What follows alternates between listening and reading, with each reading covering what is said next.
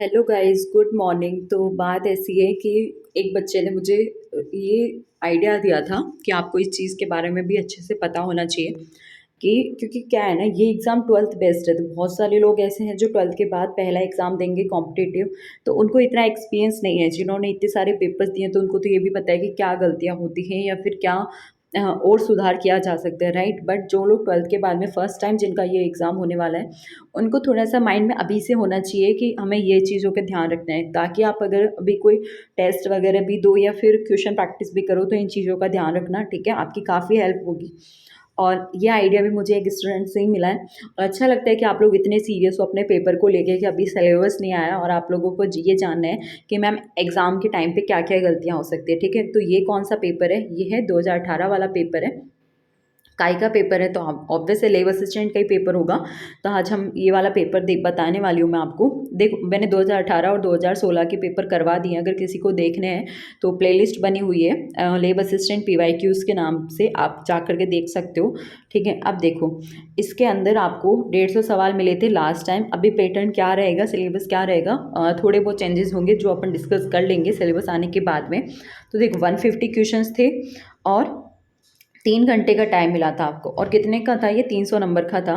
तो मेन बात ये है कि इंस्ट्रक्शंस का ध्यान रखना होता है और क्या गलतियाँ अक्सर बच्चे कर देते हैं। तो देखो, मैं इसके साथ में एक वीडियो अटैच कर रही हूँ, राइट, जिसके अंदर मैंने ये बताया कि मैक्सिमम स्टूडेंट्स क्या करते हैं, जल्दबाजी में जो गोले होते हैं ना, OMR सीट की गोली तो भरने जाते हो एग्जाम में, बट गलत भरोगे तो क्या होगा, बाहर सिलेक्शन से। और अच्छे सही से भर दोगे तो क्या होगा, सिलेक्शन से अंदर से। अब ये सिलेक्शन के अंदर आपका नाम होगा। अब ये मत सोचना कि मैम बोले तो हम बहुत अच्छे से ब्लैक ब्लैक भर के आते हैं, फिर आप क्या समझाने वाले हो। देखो, जल्दबाजी में क्या होता है, आपको पता भी नहीं चलता। आप जब सवाल देखते हो, डायरेक्ट आंसर टिक करते हो, तो कब तीसरे का जो गोला है वो चौथे के अंदर भर जाता है। और अगर एक बार ऐसा हो गया तो इतना टाइम नहीं होता कि आप एक एक सवाल के गोले चेक करो, राइट, कि आपने सही भरा है नहीं भरा। बट हाँ, ध्यान रखना चाहिए, देना चाहिए। मैंने यही चीज़ उसमें बहुत अच्छे से एक्सप्लेन की है। तो प्लीज़ आप लोग उसको थोड़ा सीरियस होकर सुनना, राइट। या फिर आपने पहले देख ली हो तो बढ़िया बात है। अब देखो, उसके अंदर मैंने आपको ऐसे वीडियो रिकॉर्ड करके समझाया, इस वजह से वो वीडियो अलग से आ रही है। और ये वाली वीडियो स्क्रीन वाली है, तो ये अलग से ही आएगी, ऑब्वियस है। तो उसके अंदर मैंने ये गलती बताई है कि ना हो। बाकी आपको मैं निर्देश बता देती हूँ। वैसे तो उस टाइम पे टाइम मिलता है, बट एक वो होता है ना कि आपका पहला पेपर है तो आपको अभी से पता होना चाहिए। तो देखो, कभी क्या होता है ना, सबसे पहले तो आपको पता ही है कि रोल नंबर OMR सीट पे बहुत अच्छे से भरने होते हैं, क्योंकि अगर रोल नंबर आपने जल्दबाजी में गलत भर दिए तो फिर तो कोई मतलब ही नहीं है। और अगर ऐसा बाई चांस किसी के साथ होता है तो देखो, साफ लिखा हुआ है कि वो स्वयं ही उत्तरदायी होगा, ठीक है, इतनी बड़ी गलती का। प्रश्न पत्र हल करने से पूर्व परीक्षा प्रारंभ होते ही आपको सबसे पहले क्या करना होता है, OMR के ऊपर अपने आपको चेक करना होता है कि जो OMR है उस पर जो आपको नंबर मिले हैं और जो आपका प्रश्न पत्र की जो पुस्तिका है उसके वो एकदम करेक्ट तो है ना, मतलब उसके क्रमांक एक समान तो है ना। क्योंकि जो OMR जो होती है वो पेपर के अंदर ही आती है, ठीक है। जैसे पेपर सील्ड पे एक आता है तो उसी के अंदर OMR निकलती है। मैक्सिमम टाइम तो यही होता है। अगर OMR अलग से भी देते हैं तो भी ध्यान रखना आपको जो क्रमांक है वो मैच करने हैं। जैसे कि इसमें लिखा हुआ है कि देखो, मैं आपके लिए जूम कर देती हूँ कि पुस्तिका एवं OMR उत्तर पत्रक के क्रमांक एक समान है, ठीक है, ये चेक करना है। दूसरी चीज़ ये है, आपको ये देखना है कि आपके उत्तर मतलब OMR के अंदर वो जो प्रश्न पत्र है उसके अंदर प्रश्न तो सही से छपे हुए हैं ना। जैसे कभी कभी क्या होता है, जैसे मान लो इस एग्ज़ाम में 30-32 पेपर होंगे, राइट, क्योंकि इतने सवाल तो है ही हैं। तो क्या होता है ना कि कभी कभी क्या है, जल्दबाजी में हो सकता है पेपर में मिस प्रिंटिंग, जैसे इसके अंदर 1 से 32 थे, राइट। तो आपको ये देखना है कि इसके अंदर इतने हैं तो सही ना, कोई क्वेश्चन ऐसा तो नहीं है जो मतलब है नहीं। मतलब कहने का मतलब ये, आपको जब पेपर मिले तो 2 मिनट निकाल के आप अपनी सुनहरी सुनहरी प्यारी प्यारी आंखों से क्या करोगे, पेपर को निहारोगे कि पेपर एकदम सही तो है ना, टाइप वाइप सब बढ़िया, ठीक है। तो ये भी चीज़ ध्यान रखनी है। बाकी OMR सीट पे रोल नंबर वगैरह तो आपको अच्छे से भरना ही है, हड़बड़ाहट नहीं करनी है। आपका ये माना फर्स्ट पेपर है, बट ऐसे सोच के चलो पहले पेपर में ही हमें तो झंडे गाड़ देने, हमें तो सिलेक्शन लेना ही है, ठीक है। दूसरी चीज़ ये है कि OMR जो है अगर बाई चांस कोई गलत आ जाए ओएमआर वगैरह तो आप चेंज करवा सकते हो, ठीक है। और बाद में अगर आपने नहीं करवाया 5 मिनट के बाद में, मतलब 5 आपको मिलने के बाद में 5 मिनट तक आप चेंज करवा सकते हो, बट नहीं करवाया तो इसके जिम्मेदार कौन होंगे? अभ्यर्थी। कुछ भी गड़बड़ होता है सबके जिम्मेदार आप खुद हो। अब देखो, उत्तर आपको देनी है, उत्तर के टाइम आपको क्या करना होता है? गोले भरने होते हैं, राइट। अब ध्यान रखना गोलों में क्या गलतियाँ होती है वो मैंने आपको ऑलरेडी बता दिया है। और इसके अंदर जो सवाल थे उन सभी के अंक समान थे। इसके बाद में आपको एक ही गोला भरना है, मतलब आपको पता ही एमसीक्यूज टाइप है, मतलब एक क्वेश्चन का आंसर एक ही होगा। कभी कभी क्या होता है ना, जल्दबाजी में गलत गोला भर दिया जाता है, तो आप लोग सोचते हो दूसरा भी भर देता हूँ, क्या पता ये करेक्ट हो जाए। तो एक चीज़ ध्यान रखना, जब आप एक ऑप्शन के अंदर 2 गोले भर देते हो तो वो काउंट नहीं होता है, वो कोई चेक ही नहीं करता, ठीक है। जब ओएमआर सीट चेक होती है तो वो उसे एमआर नहीं मानते। और आपको पता अभी वहाँ पे होगा, ओएमआर सीट पे भी इंस्ट्रक्शंस होते हैं। देखो, ओएमआर तो नहीं हो सकती है मेरे पास में, बट वहाँ पे होता है कि आप गोला ऐसे नहीं भरोगे, बहुत अच्छे से भरोगे, मतलब डार्क करके, और सर्कल से बाहर गोले को नहीं निकालोगे, ठीक है। और अगर कोई गलत हो जाता है तो आप एक सवाल में 2 गोले नहीं भरोगे। अगर आपने 2 गोले भर दिए तो वो सवाल कंसीडर भी नहीं होगा। ये कुछ कुछ चीज़ें हैं जो आपको उस टाइम पे ध्यान रखनी चाहिए, ठीक है। इसके बाद में तो आपको यही बता ही रखा है कि आपके जो पेपर में क्या होता है, नेगेटिव मार्किंग होती है, कितनी होती है? 1/3 होती है, ठीक है। तो आप, और किस पेन का यूज़ करना है? बॉल पेन पॉइंट, मतलब बॉल पेन का, जो आप लोग पेन है। पहले पेंसिल का भी यूज़ होता था, बट गया पेंसिल का ज़माना, क्योंकि इरेजर से आप लोग मिटा लोगे, क्या फ़ायदा फिर उस चीज़ का। तो ध्यान रखना, जब आप लोग ये ओएमआर भरोगे तो इसके अंदर नीले बॉल पेन, मतलब बॉल पेन का ही यूज़ होता है। बहुत बार ब्लैक पेन का भी यूज़ ले लेते हैं। और बाकी मोबाइल फ़ोन वगैरह कुछ लेके नहीं जाना, क्योंकि क्या होता है, लेके जाओगे तो पकड़े जाओगे हैं। और चाहे आप कुछ कर भी नहीं रहोगे, गलती से भी ले जाते हो तो भी एक काम करना, अगर गलती से बाई चांस कोई ले जाए तो वहाँ पे जिस टीचर की ड्यूटी होती है आप उनको सबमिट करवा सकते हो, ऐसी कोई दिक्कत वाली बात नहीं है ना। पर आगे से ही देनी होती है, ऐसा नहीं है कि वो आपको चेक करे, बाद में आपके पास गलती से कुछ मिले और आप लोग पकड़े जाओ, राइट।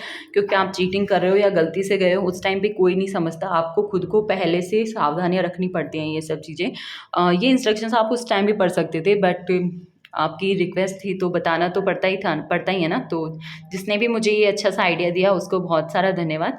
आप की तरह पढ़ने वाला एक स्टूडेंट है, ठीक है। तो उसे अभी से इंटरेस्ट था कि चलो पेपर में कौन कौन सी गलतियाँ नहीं होनी चाहिए, तो मैम आप थोड़ा सा समझा दो। तो मैंने आपको बता दिया। बाकी ये पेपर तो मैंने आपको करवा ही रखा है कि राजस्थान जीके का क्या सीन है और कैसा साइंस आता है। और अभी बहुत से लोग सोच रहे हैं कि सिलेबस क्या पूरा चेंज हो जाएगा या पैटर्न बिल्कुल बदल जाएगा या फिर सिलेबस में कितना कुछ ऐड होगा। तो 2-1 दिन की बात है, सिलेबस आ ही रहा होगा ना, रास्ते में अटक गया है तो आ जाने दो, फिर आपको सब कुछ क्लियर हो ही जाना है, ठीक है। तो वो टेंशन लेने वाली बात है ही नहीं।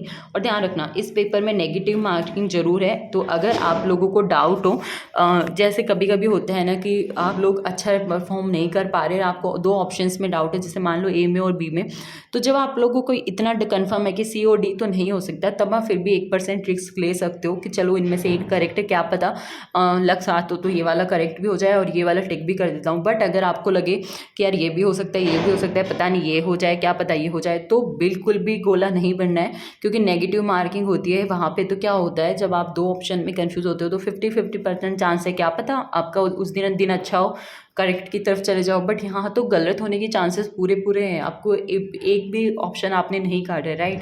और जैसे ऐसे मिलान वाले सवाल होते हैं ना, जैसे ये ऑप्शन 1 ही है आई थिंक, तो इसके अंदर ना ऐसे सवालों में क्या करना है, ऐसे सवालों में आपको अब ऑप्शंस के अकॉर्डिंग चल रहा है। ऑप्शंस के अकॉर्डिंग मतलब जैसे कि आपने इनमें से कोई एक सवाल भी आता है आपको, है ना, तो उसके अंदर आप क्या करोगे, जो आपको आता है उसको देखोगे। अच्छा, ए में है 4, ए में 1 है, ए में 3 है और ए में 2 है। इसका मतलब ये है कि अगर आपको ए का भी पता होगा ना कि जसनाथ जी से रिलेटेड कौन सा है इनमें से, ठीक है, तो आपको आगे देखने की ज़रूरत ही नहीं है, डायरेक्ट टिक करो आप। ऐसा नहीं होना चाहिए कि पहला मतलब फर्स्ट टाइम पेपर दे रहे हो तो आपको ये भी पता ना हो कि ऐसे सवालों को कैसे अप्रोच करना है, क्योंकि आपने मान लो जसनाथ जी का देख लिया आपको कि कौन सा है, उसके बाद में आप सोचोगे शीतला माता का कौन सा है, जाम्बू जी, जीण माता, उसके बाद में ऑप्शन देखोगे और आप सोचोगे ओह तेरी, मेरे को तो जसनाथ जी से ही ये इसका करेक्ट आंसर हो निकल आता और नंबर मिल जाते, ठीक है। और आपको नंबर ही चाहिए और टाइम सेविंग जितना हो सके उतना करना।